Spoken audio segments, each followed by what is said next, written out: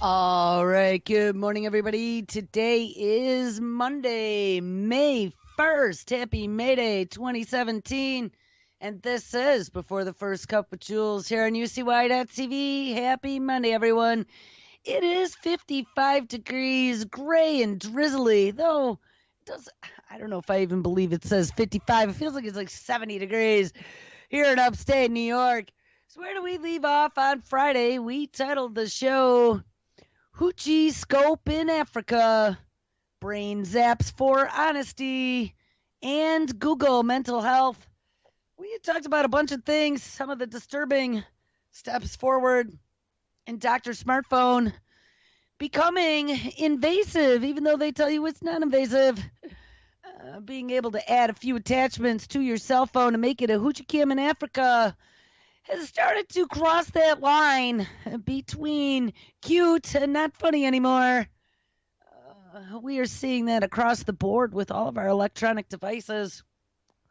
We had lots of different research that's been going on over the last, I'd say, 5 to 8 years or so that included multi-billion-dollar investments in things such as the Brain Project. We found that there was a large neuroscience partnership between the U.S. and other countries. One of those other offshore countries happens to be Israel. And out of Israel, we're finding all kinds of new startup companies. Just about every other day we read one, and it's out of Tel Aviv, for being able to read, whether it be hidden emotions or micro expressions or thoughts from your head, or determine if you're going to be dangerous, or if Johnny little toddler at 3 is going to end up becoming a criminal. These are all coming out of places like that where there's lots of sprinkle funding from the United States. Our doctors are collaborating. But outside of the guys and the prying eyes from this country, they can do it in an offshore lab with one of our quote unquote friends. And of course, it's not going to be in the name of weaponization. We're keeping an eye on all the criminals in the asylum called the citizens. No, no, no, no, no. It's going to be about curing you and keeping you safe. And that's what we're seeing. This medical industrial complex is merging with the military. And it looks like they're going to throw out that mental health card at some point in the future. Good old Tommy Incel, who left Google and is now working, or he left Google, he left the National Institute of Mental Health, and he's now working for Google. They got all kinds of money, and he wants to diagnose your mental disease with a smartphone. We found out, hey, they already can diagnose general diseases by a smartphone, and by the sound of your voice. We found out there's a company out there that can do emotional analytics just by listening to your voice. What's next? Well, I'll tell you what's next. This is where this is all heading. Hold on. There was an ad playing. Well, get this. So I run across this morning in Forbes. Sorry, I get distracted. I hate when ads start playing in the corner and you're like, where is that? Here's a good question, because this is where it's headed. As robots get more and more senses, remember, we talked about those brain balls, little mini brain balls, a couple times now over the last few days in our offshore lab in India, where they were going to take brain dead people, and not only inject stem cell brain balls, but give them electrical zippity zaps and try and get their neurological system fired back up. Well, as computers are starting to understand these technologies and leading us along the path of trying to recreate humanity bit by bit, we have Google and other large organizations that now have the capability to scan millions of faces or images in a few seconds to be able to determine the content, whether it be kitty cats. Remember, that was the first big one, was teaching Google to recognize kitty cats on YouTube. Or now, is it some sort of violent imagery? Well, here's a question. Can AI rescue us from violent images online. This is out of Forbes yesterday. Of course, they're going to come to our rescue. And as we're already seeing, fake news, everything's got to be distilled down now because everything seems to be fake news if it's not coming out of the people of authority sitting in the suit in front of the boob tube. And not in front of the boob tube, in front of the camera that's being broadcast out on the boob tube. We got to protect you from all those things that could potentially be harmful to your puny little human brains. Well, can AI protect you from violent images online? Last week, Forbes wrote about how deep learning image recognition algorithms offer a potential solution to the epidemic. Again, save us from ourselves. The epidemic of violent imagery cascading across the online world. Here's a question. If you're so worried about me looking at pictures of, I don't know, violent images of Johnny hitting a baseball, would that be considered violent? Maybe to an AI it would. Johnny, don't hurt the baseball. If you were so concerned about the violent images that I'm selecting myself to look at online, why are you allowing me to flip through on primetime on the TV? And I have a kid in the room, and every other thumbnail replay, what do they call it? I don't know, guys. It's Monday. I'm like really out of it. When they play the little window to show you what's on preview. How many? I mean, you have to click, between the violence and the sex on at 2 o'clock in the afternoon on cable anyway, or satellite.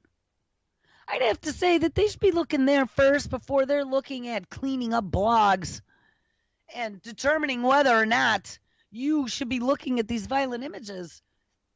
And the scary thing about it is, in the future, they're going to be able to even look at your emotions and determine if you're starting to get some sort of elevated blood pressure when you're looking at that violent image.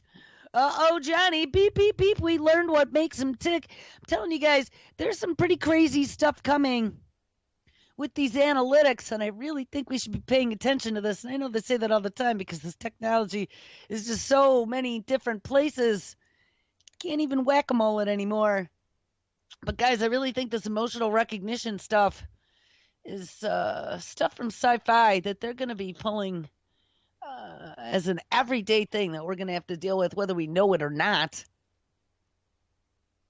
So anyway, with violent imagery cascading across the online world, even though we don't give a shit about TV, we pump it out there all day, especially with rising issues of live streaming violent acts. Well, okay, so we had a couple stupid people who did some stupid things. So now we're going to make it just like the jihadis under every bed. It becomes this national problem that we have to have a knee-jerk reaction to that could reach vast audiences before any human reviewer has a chance to examine the footage. Wait a minute. What?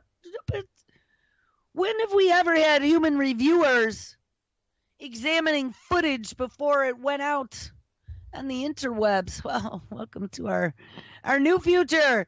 Well, what might this actually look like in progress? Well, for the past year, there's been a project called Open Data GDELT project, and it has been applying Google's Cloud Vision API. So who knew it?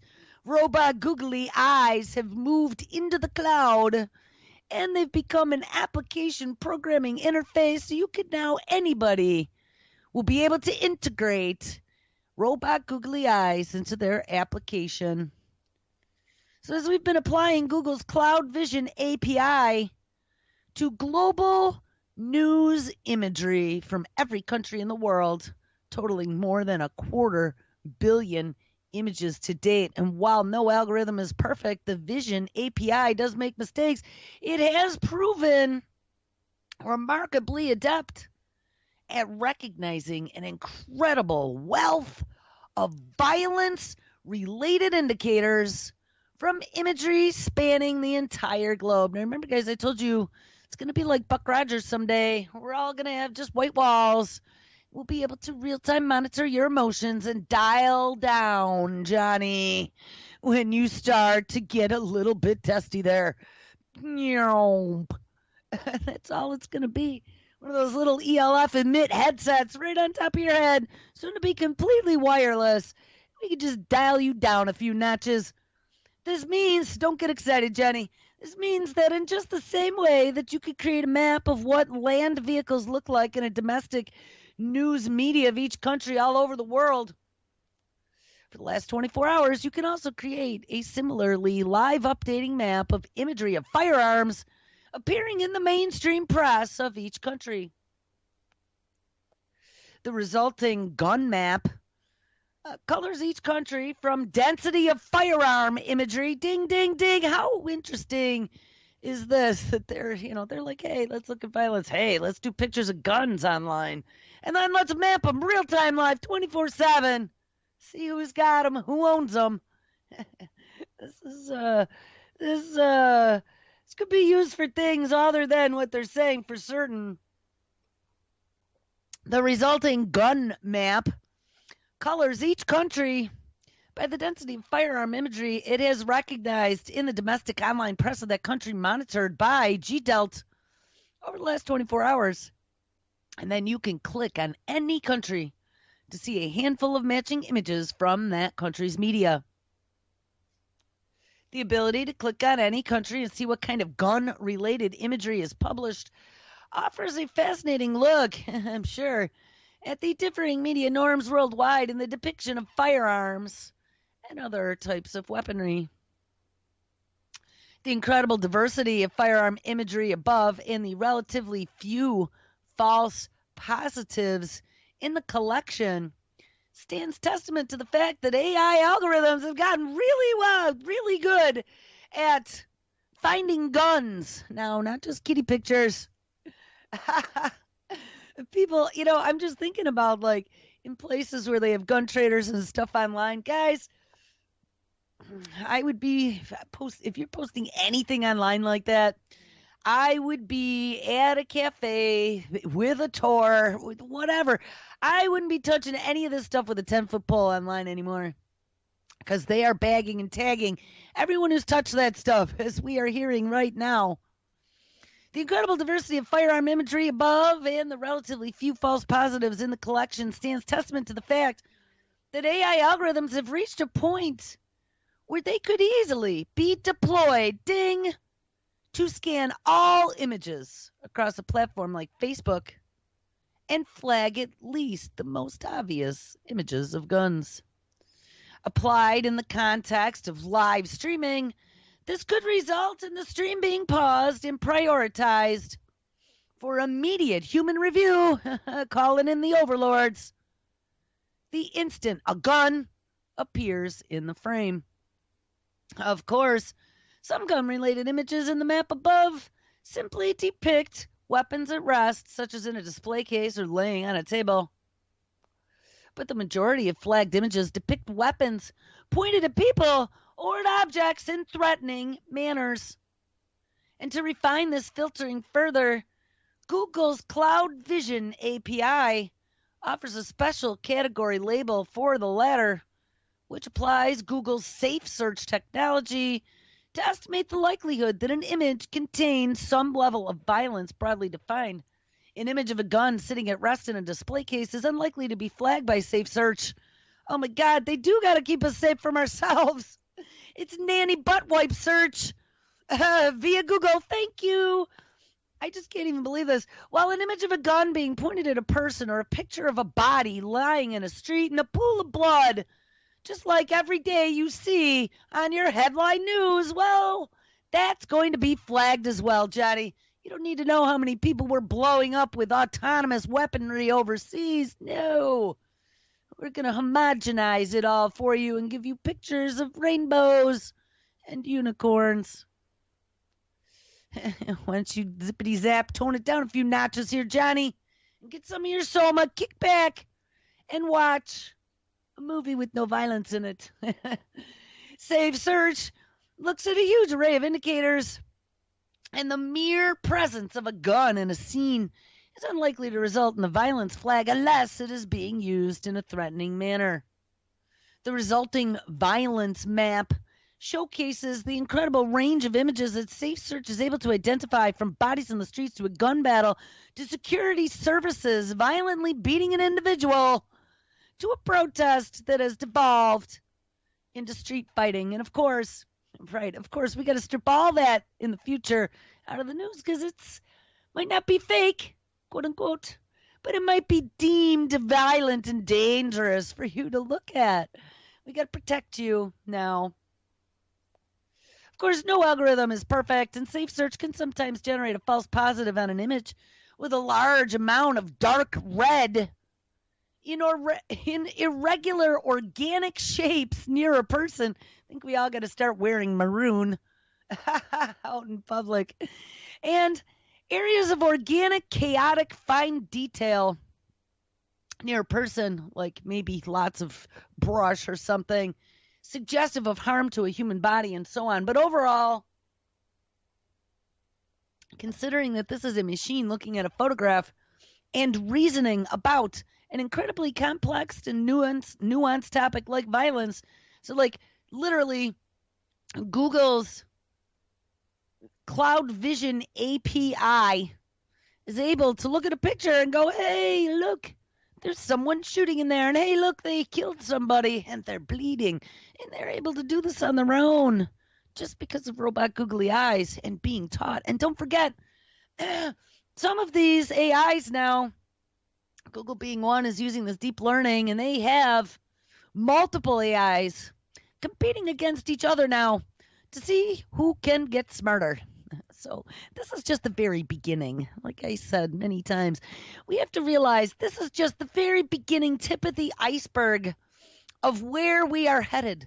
And as this law of exponential returns crunches away on a daily basis and we start making that full total up curve, this isn't going to be very long before they are able to determine lots of other things going on in pictures, and they'll be able to know exactly from everything they see. You know, we wondered why the NSA and other alphabet agencies were collecting so many vast billions of petabytes of data that they can't even humanly ever look at them. Well, that wasn't ever the point.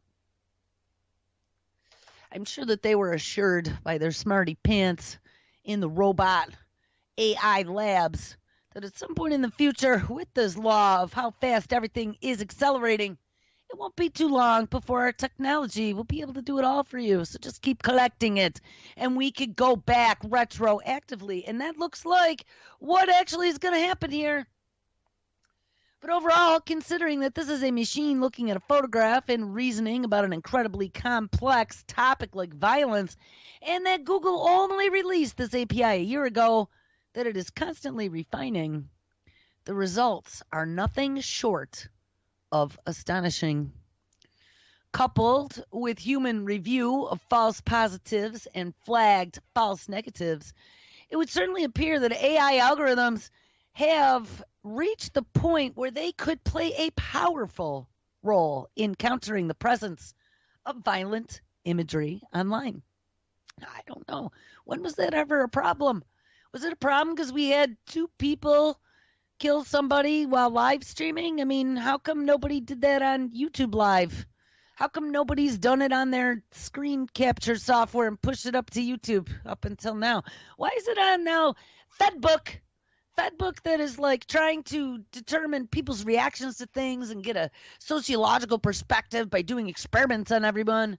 It's capturing all your data and profiling you. It's become a big part of your dossier. That same Facebook where Zuckerberg is now looking not only to bring you in with virtual reality goggles, but I just saw something the other day where they're now working on a Facebook project where you could actually type with Facebook without ever using your hands. So they're going to do some of this mind reading Swami brain keyboard stuff, you know, just using brain waves. Blink your eyes a few times so you can type letters. Bleep, bleep, bleep. You know, there's been a bunch of vendors working on those hands-free keyboards and mice, which I have to admit, like, it would be pretty cool if all this other shit weren't going on in the background and they weren't collecting all of this data to use against you at some point in the future. But I still have to admit, like, my poor little sore wrists from 25 years of manic keyboarding, and my poor little swollen knuckles on days like today where it's damp and a little bit chilly. I would love to be able to just kick back in my chair with my feet up, maybe even turn on the heat in the massager, and be able to just think my thoughts and have them respond to all my messages that are unresponded to. By the way, please don't hold it against me, guys. You just don't even understand. Like, every single second of my day, it seems, is just pulled in some other direction, and I just can't even believe that I can hold it together some days, but I try really hard. And when it gets to that, like, saturation point level where I just have so many things that I can't handle it, I apologize, but the way I have to deal with it is I just turn it off and I walk away for a while, and then I go deal with all my other issues on the other side of the house. That is, my other half of my life there. So, if there are messages out there that I haven't responded to, it is nothing at all personal against anybody, and you need to understand that. So please still love me. It's just that I only have so many minutes in a day. My brain only has so much capacity to think and input and output. And I've been so tired. This has been a rough year so far for us, and it's not over, but things are getting better. Just want to tell you some of the mayhem that's been going on. There's some things in motion. Things are getting a little better. It looks like the network will be able to stay on the air. I won't have to go find myself another job back in the mines of technology. So I can stay here and do my thing. So that's good. Something else I want to say, because I know I don't say it enough, but I want to thank everybody who listens, who participates, who shows up, who comes into chat, all of the friends of UCY, the people who donate, the wonderful people that have believed in what we're doing here. I don't know. I'm sure there's better networks out there. I'm sure there's ones that have flashier pictures, whatever. One of these days, I'm going to redo the website. It's been 5 years. It's about time for a facelift. I've been thinking about it anyway. But I just want to thank everybody because, there isn't much, just with all the work and all the brain drain and my uncomfortable chair that I still need to figure out a solution to. There's really not a lot of thank you that happens long term with this, except just thinking that maybe there's a butterfly effect, that maybe it'll encourage people to start digging into some of the stuff that all the wonderful shows on this network have been bringing to your attention. And we're all just regular people with a conscience, is what it is, and we're all disturbed by what we're seeing. And hopefully we're just reaching some people. But I want to thank everybody, because without you guys around, if there was nobody listening and nobody commenting and nobody tossing us a few bucks or buying something through Amazon that at least helps me pay the Skype bill for Skype that doesn't work half the time, there would be no point in doing this. So I just hope you guys realize that, because you're responsible for us still being here. All right, anyway. But look out, because they're going to be turning the machine against us. So we have these algorithms that can determine, like, organic shapes all in red and decide whether or not it's someone that's been injured or some violence online. And Google's had this API for a year, and they've refined it now to the point where it's absolutely astonishing. According to this author, coupled with human review of false positives and flagged false negatives, it would certainly appear that AI algorithms have reached a point where they could play a powerful role in countering the presence of violent imagery online. So that's the thing. Like, we're being distilled down right now. Maybe we're not realizing it. Maybe we had a little too much violence in our past. And I argued that back 23 years ago, when the very beginning arguments came out about video games and violence and what it was doing to kids. And it was right when the first-person shooters started to appear and everybody had, like, nail guns. I love the nail gun in Quake. I would just go blast those monsters with unlimited nails. But I used to argue that no, this is just fantasy. This isn't going to affect kids. Well, guys, 22 or more years down the line, and now seeing with my own child, just not even violence, just the whole dopamine button and those damn devices and what it does. I even heard Dr. Simon yesterday talking about his grandchildren. I dropped him a whole ton of links from all that research that we've covered on the show about all the kids and turning children into psychotic junkies. And interestingly enough, he was the one that got me onto that dopamine psychopath connection, and he didn't even respond back. So I don't know if he doesn't want to know about it or what. But, we've already looked at what these devices are doing to our future generations. And they have been pumping out violence, not just in these games that operate deep in the psyche and very close up and personal and become almost realistic now with our 3D graphics and high-speed graphic engines. But, also, like I said, TVs, movies, all kinds of pop culture. It has gone from the 1970s when we were children, and you look at what was on in primetime. They didn't allow stuff like we see now 24/7, like I said, on cable and dish to be aired during the day. You didn't have to worry about your children stumbling across any type of explosive image except maybe like Walter Cronkite at dinner time covering the Vietnam War. They'd have some black and white images of a few landmines going off or something, but that was about it. That stuff was still highly regulated, but now, as they've pushed the envelope for desensitization, and really that's what's happened to us, we've been desensitized to violence to the point where we are almost, if I didn't know any better, I would say they were trying to groom us all into psychopaths, to get us not to care anymore, to get us not to feel emotion when we see a bleeding child over in some place like Syria or a starving baby in Yemen because of the Saudis cutting off all their food supplies or whatever. We don't feel this wrenching feeling in our chest that made us human. I really think that they're trying to breed that out of us. And there's some of us who do. There's some of us that are considered the quote-unquote humanitarians, us unfortunate individuals born in January and early February, actually end of January and most of February. Those people who, even like a little fly with a broken wing, we're always trying to save them. I'm not that bad, but I used to be as a kid. I used to cry. I would see dead raccoon on the side of the road and I'd be like, oh. I couldn't deal with it because it was just horrifying that nobody cared. But really that's what this violence in our face for the last 20, 30 years, 24/7 has gotten us, is that people don't really care anymore. And it's not that maybe they don't care, but it's so far away, Oh, yeah, I've seen that 1,000 times before. It doesn't shock you anymore. And they've really conditioned us to not micromanage what they are doing. And a lot of these images of violence, like they're talking about, did you hear they happen to be news images? Yeah, because there's violence going on everywhere. But if your bleeding heart isn't crying over it, well, they're going to keep getting away with it. And then, so we get rid of the empathy component from humans by just exposing them to a lot of violence. Isn't that what they did in Clockwork Orange? Isn't that part of what the experiment was?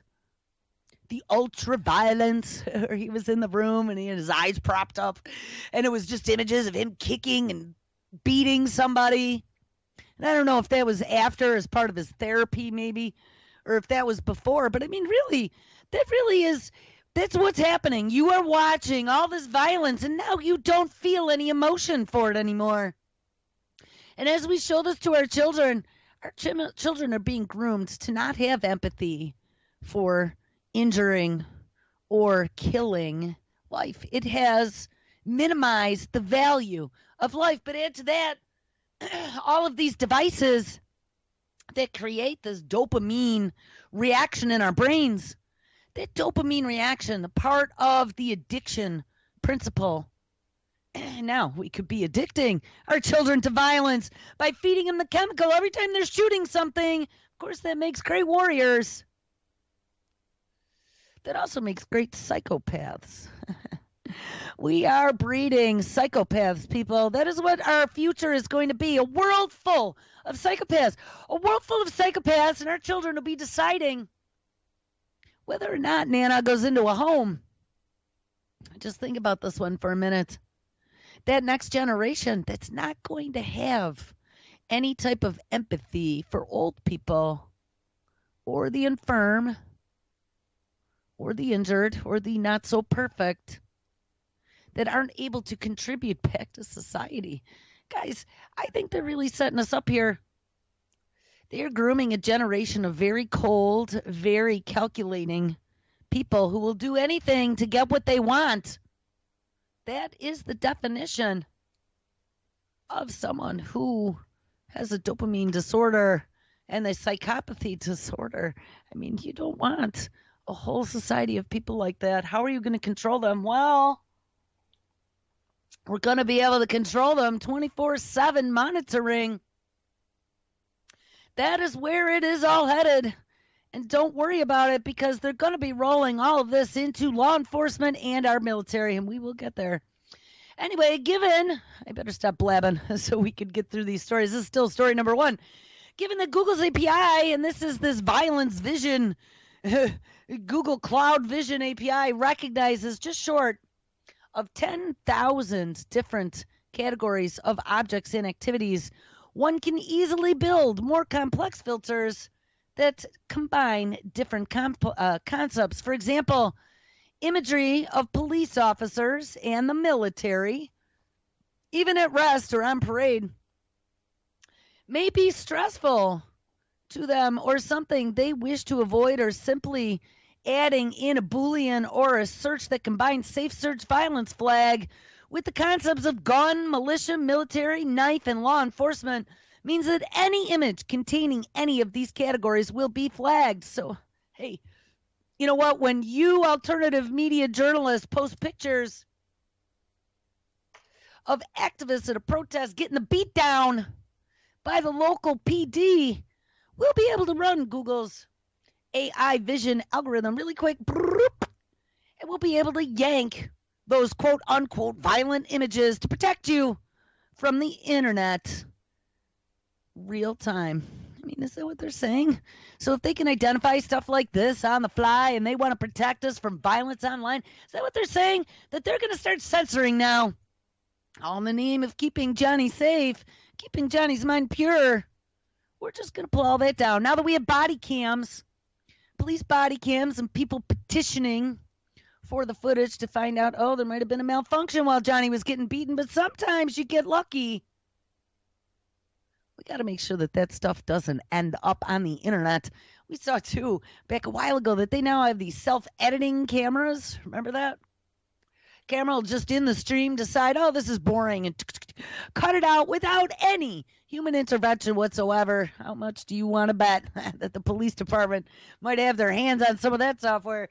Anyway, the resulting, and I don't know, I'm just saying, and the resulting search of violence plus guns plus security services map shows how easy it is to develop a highly customized and personalized understanding of violence and imagery online. In turn, this approach could also be used by the social media platforms to allow each user to develop completely personalized understandings of the kind of imagery that affects them and have matching imagery filtered from their view. So, you know what, Johnny? We don't want to see any reality. We don't want to see people getting beaten at protests. Let's just filter all that out and put ourselves in a safe place. Yeah, we were talking about that this weekend. It is just to the point of ridiculousness how they have groomed these children to not be able, we have the two ends of the spectrum. Of course, we have the ones who have been groomed on violence, but then we have the other ones that have been groomed to just be blubbering babies who can't handle anything outside of their egocentric, perfect, what's the word I'm looking for? where they get everything and they think that they're deserving of it, even though they haven't done anything for it. Where they think they're kings of their own castle. Johnny never learned to lose, and that's a problem. And when Johnny thinks that he might be losing, Johnny starts to get really upset and rocks back and forth and doesn't know what to do. So you know what, Johnny? We're not going to allow anything that'll disturb your psyche to come anywhere near your purview online. You don't even have to see any of that news. Just set up your social filter, and we won't give you anything that disturbs you. I mean, I see this as we were looking already at some of the psychological manipulation that's going on in the back end with Tommy Insel and diagnosing mental disease on a spectrum through your voice patterns and through some of your actions and through your facial expressions and all these other things. It's not too much of a stretch of the imagination to imagine that they will then be able to not only tweak brain waves and dial up or down for your emotions, like with that ELF emit, after being able to determine your real-time emotions, running that beyond verbal Tel Aviv software that gives you the smiley, happy face in your mood call.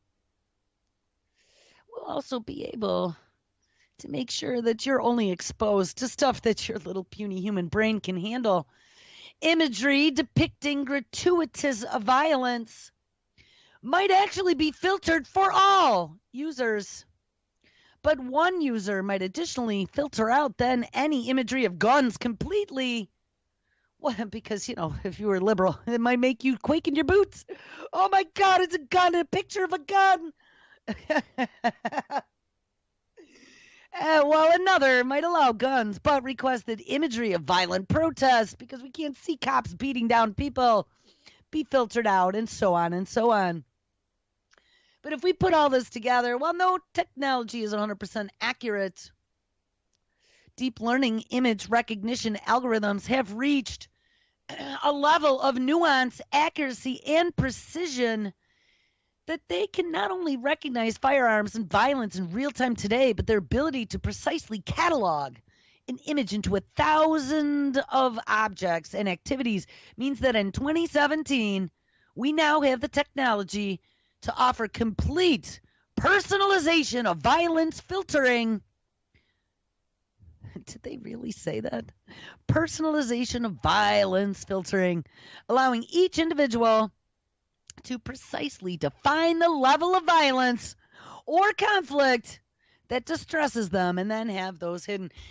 Think about this then. As you're setting up your violence filtering profile, is that or is that not going to give them a mental profile of you if all of a sudden you decide that you're not going to filter out all the violence? Aren't they going to turn around and go, look at Jewel. Jewel's not afraid of guns. Jewel isn't filtering out anything that has bleeding people in it. Well, look, Jewel, by our AI algorithm, Jewel must be violent if violence doesn't bother her.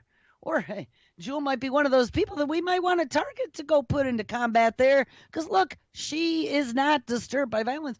Guys, I mean, this really is a slippery slope that we are moving down. This is going to give them another level of profiling you. And if you don't participate, remember we looked at that last week or the week before, being voluntary, quote unquote, but the voluntary is actually forcing you, utilizing things such as peer pressure or participation in these programs. By not participating, you're actually giving yourself away.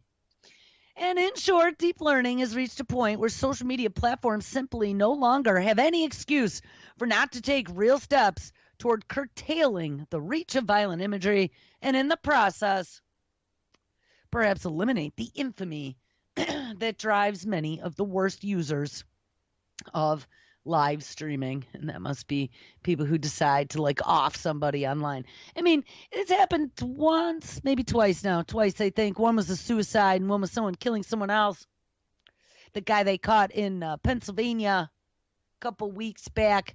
But so does two people being stupid and doing some dumb shit on a platform mean that the rest of the world now needs to have all of their images that they view on a daily basis filtered by a big seeing googly eye in the cloud? Well, I guess it does, doesn't it? And, Like I said, this is just another march forward in this whole panopticon that is falling upon us that we don't even realize on a daily basis. We found out AI can do so many amazing things. Well, another one with AI investments, Taser. How interesting the name of the company is, Taser. Taser could use its body camera, speaking of body cams, for predictive policing. Oh. Well, let's get a grasp on this one. That story that I just read was posted yesterday. This one was posted 13 hours ago. After announcing that it would shift some of its emphasis away from non-lethal weapons. Now, remember, that definition of non-lethal weapons, and this is where, it's already getting late. Maybe we'll start getting there today. Maybe it'll be tomorrow. But non-lethal weapons is the definition, the title, that they are giving this whole realm of quote-unquote energy weapons, right? We've been talking about these now for a few months on and off.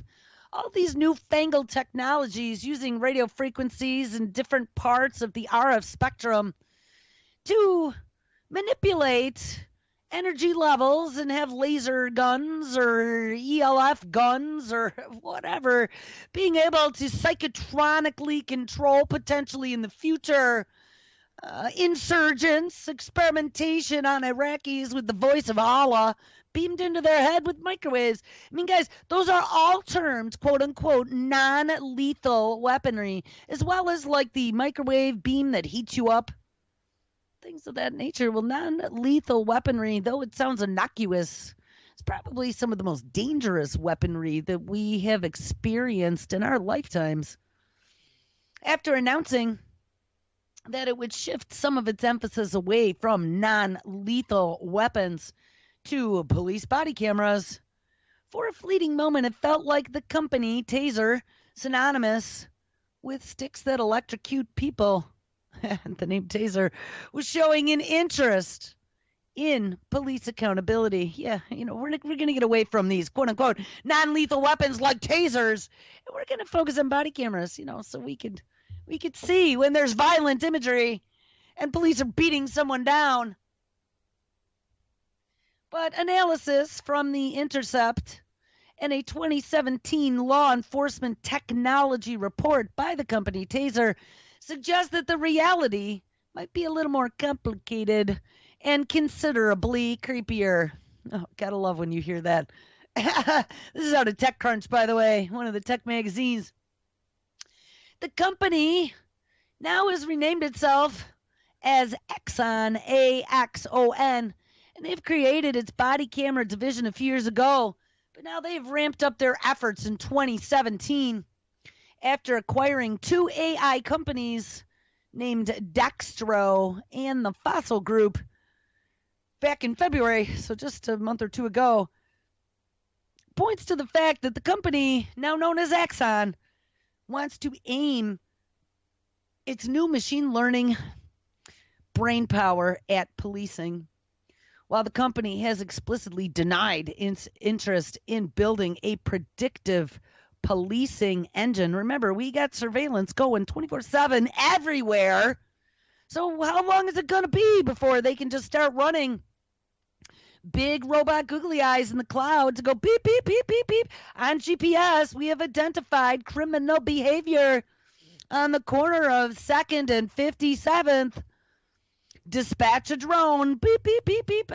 Guys, it's going to come to that. It really is going to come to that. You get into push your big green button, boop, to have your self-driving Uber vehicle show up to take you to the store. And the second you get in, it's going to do its millimeter wave scanner. Bzzz, we have found illicit substances on your fingertips. It is called nicotine. You are not allowed nicotine jewels. Boop, boop, boop, boop, boop. We're going to call in the white coats to get you a dose. Guys, our future, and I am talking like maybe the next decade at the most, is going to have all these things integrated into our lives. I really don't think that it's going to be even beyond a decade.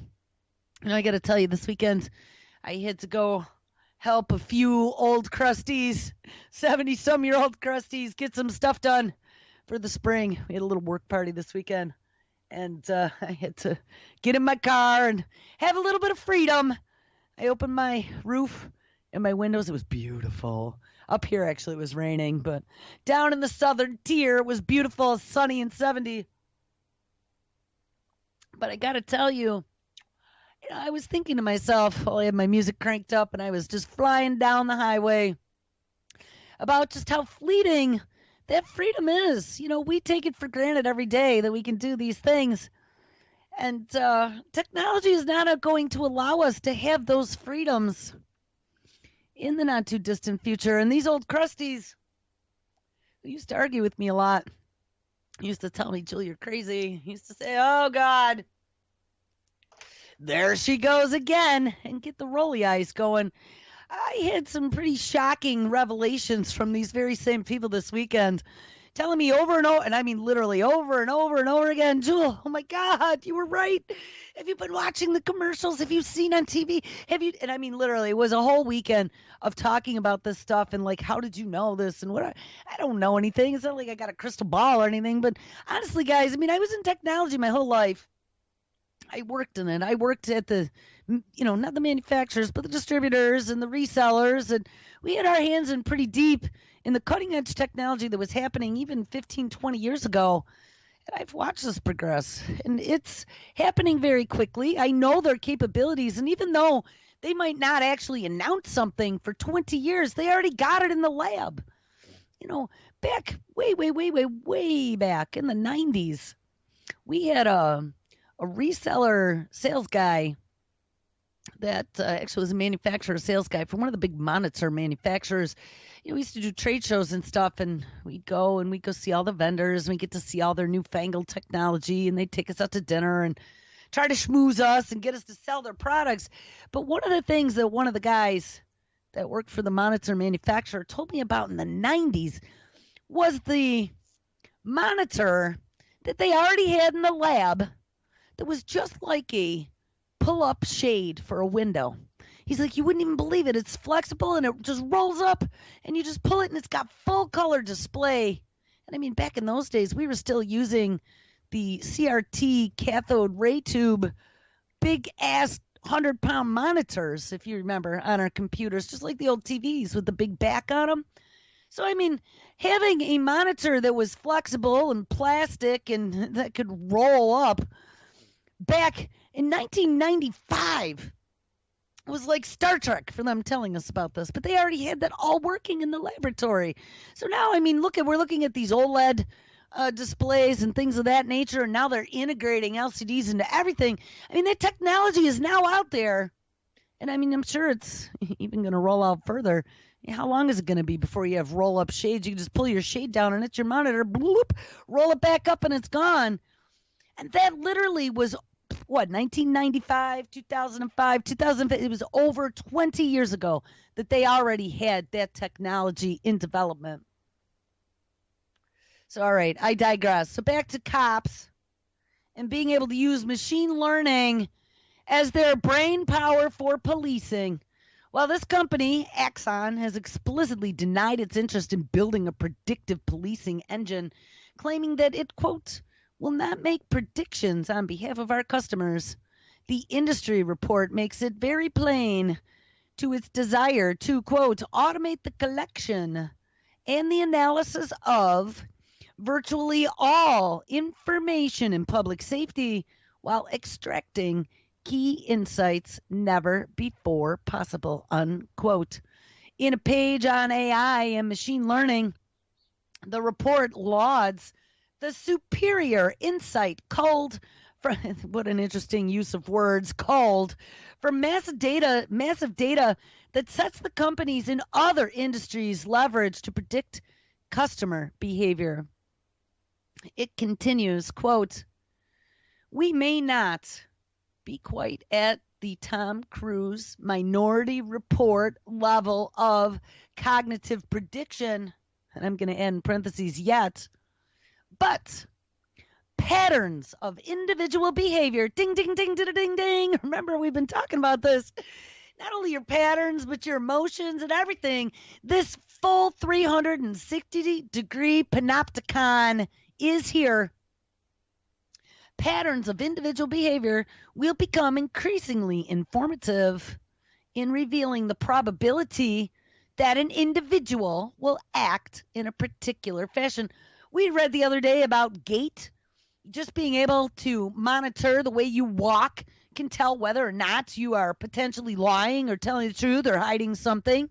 Like I said, your micro expressions on your face, your little eye twitches, can tell whether or not, Johnny's thinking on pure thoughts. This is the sound of your voice can tell whether or not you're trying to hide something from them. I don't even know. We got to come up with a way. I mean, I'm going to be wearing a burqa or something.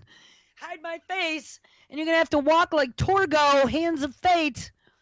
I think it was Manos, Hands of Fate, and it was Torgo.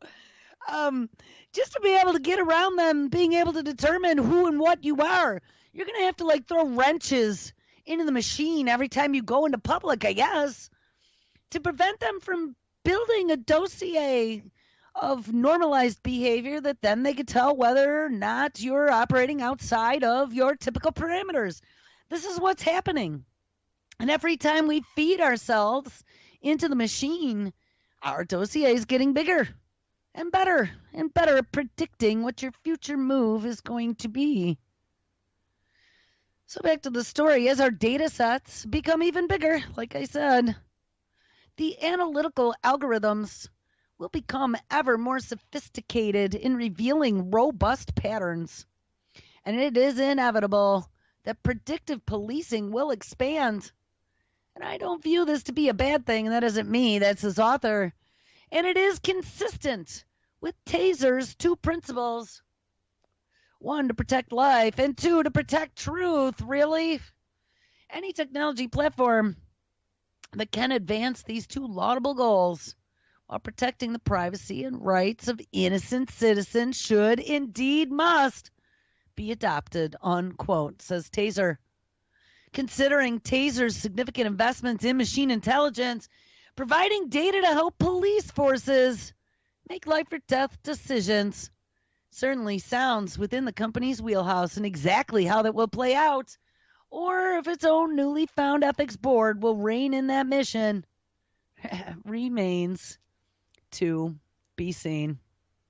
So put on a seatbelt, because soon it's going to be Atlas. They're not even going to have police showing up to respond to little Johnny's malfunction as determined by the AI algorithm that's been monitoring him 24/7, 360 degrees. Nope, don't worry about it. No humans required. Oh. All right, so I ran across another story this morning out of Wired magazine titled "The Unsettling Performance That Showed the World Through AI's Eyes." And they've been doing a lot of manipulation now, where they've been putting the deep learning machine to creativity and causing them to create images and music and all this other stuff. Well, apparently they had some sort of musical thing in San Francisco. They had AI doing music, and they had this big concert and whatever. And they thought it was pretty cool. But one of the things that they have discovered is that AI as a whole is still learning and tapping into some things that have to do with our emotions and using different ways to manipulate those. In an abandoned warehouse on the San Francisco dock, as the damp air floods through the holes, blah, blah, blah, Suni Tang is playing her cello while recovering from the flu. She is 45% sad and 0.01% disgusted. That at least is read from the AI that is tracking her expressions, gestures, body languages, and other things from the side of the warehouse, flashing these stats on the movie screen behind her. The audience, several hundred people huddled between her and the AI, dressed in scarves, hats, and overcoats, let out a collective laugh. Tang is playing alongside the rest of the Kronos Quartets, the iconic San Francisco string ensemble known for its unorthodox experimentation, and the AI is obeying orders. Minutes later, as the quartet begins another piece, new images appear on the screen. At first, they show Earth through the eyes of a satellite circling above. Then they zoom in on the ground below, and an AI locks in on the homes, cars, and individuals, tracking their movements from the heavens. Oh, how scary. One Earth, one people, says a disembodied voice. Yeah, an AI surveilling you. Says in disembodied voice, the words bouncing through the cold of the warehouse. And this time, nobody laughs because what was amusing just minutes earlier is now very unsettling. Well, it's everywhere, so don't worry about it, Johnny. On the AI train, Google, Facebook, and Apple are all building services that can analyze human emotions in real time.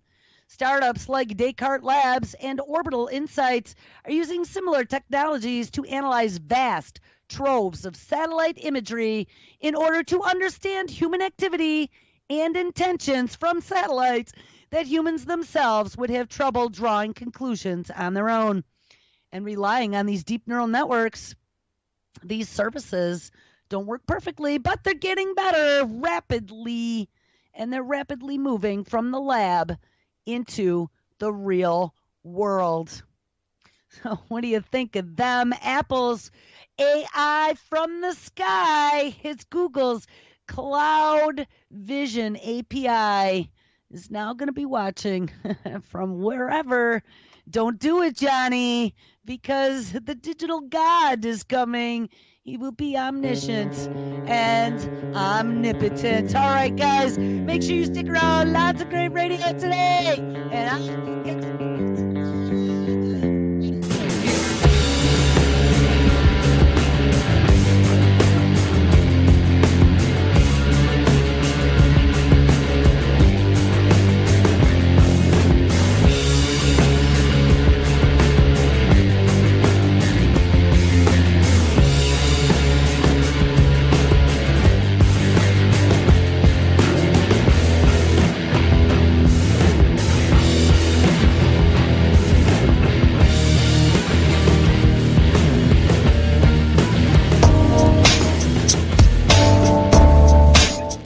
My name is S.M. Gibson, and I am the host of Anti-Media Radio on UTY.tv.